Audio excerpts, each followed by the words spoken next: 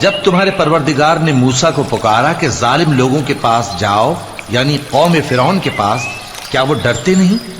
انہوں نے کہا کہ میرے پروردگار، میں ڈرتا ہوں کہ وہ مجھے جھوٹا سمجھیں، اور میرا دل تنگ ہوتا ہے اور میری زبان رکتی ہے، تو ہارون کو حکم بھیج کہ میرے ساتھ چلیں۔ اور ان لوگوں کا مجھ پر ایک گناہ یعنی فرعونی کے خون کا دعویٰ بھی ہے، سو مجھے یہ بھی ڈر ہے کہ مجھ کو مار ہی ڈالیں۔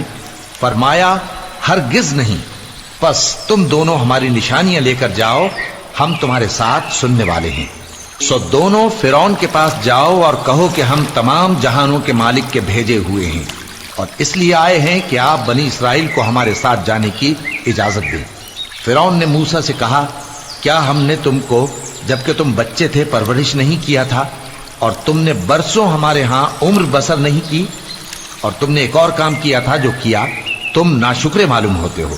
موسیٰ نے کہا کہ ہاں، وہ حرکت مجھ سے ناگہاں سرزد ہوئی تھی اور میں خطا کاروں میں تھا۔ پھر جب مجھے تم سے ڈر لگا تو میں تمہارے پاس سے فرار ہو گیا۔ پھر میرے رب نے مجھ کو نبوت و علم بخشا اور مجھے پیغمبروں میں سے کیا۔ اور کیا یہی احسان ہے جو آپ مجھ پر رکھتے ہیں کہ آپ نے بنی اسرائیل کو غلام بنا رکھا ہے؟ فرعون نے کہا، اور رب العالمین کیا ہوتا ہے؟ فرمایا، آسمانوں اور زمین اور جو کچھ ان دونوں میں ہے سب کا مالک، بشرطے کہ تم لوگوں کو یقین ہو۔ فرعون نے اپنے ارد گرد کے لوگوں سے کہا کہ کیا تم سنتے نہیں؟ موسیٰ نے کہا کہ تمہارا اور تمہارے اگلے باپ دادوں کا بھی مالک۔ فرعون نے کہا کہ یہ پیغمبر جو تمہاری طرف بھیجا گیا ہے باولا ہے۔ موسیٰ نے کہا کہ مشرق اور مغرب اور جو کچھ ان دونوں کے درمیان ہے سب کا مالک، بشرطے کہ تم کو سمجھ ہو۔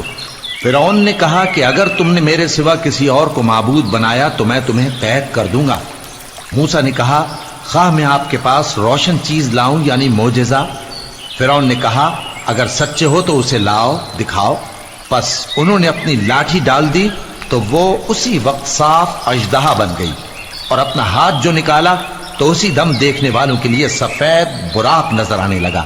فرعون نے اپنے گرد کے سرداروں سے کہا کہ یہ تو ایک ماہر جادوگر ہے، چاہتا ہے کہ تم کو اپنے جادو کے زور سے تمہارے ملک سے نکال دے، تو تمہاری کیا رائے ہے؟ انہوں نے کہا کہ اس کو اور اس کے بھائی کو کچھ مہلت دیجیے اور شہروں میں نقیب بھیج دیجیے کہ سب ماہر جادوگروں کو جمع کر کے آپ کے پاس لے آئیں۔ آخر جادوگر ایک مقررہ دن کی میعاد پر جمع ہو گئے، اور لوگوں سے کہہ دیا گیا کہ تم سب کو اکٹھے ہو جانا چاہیے، تاکہ اگر جادوگر غالب رہیں تو ہم ان کے پیرو ہو جائیں۔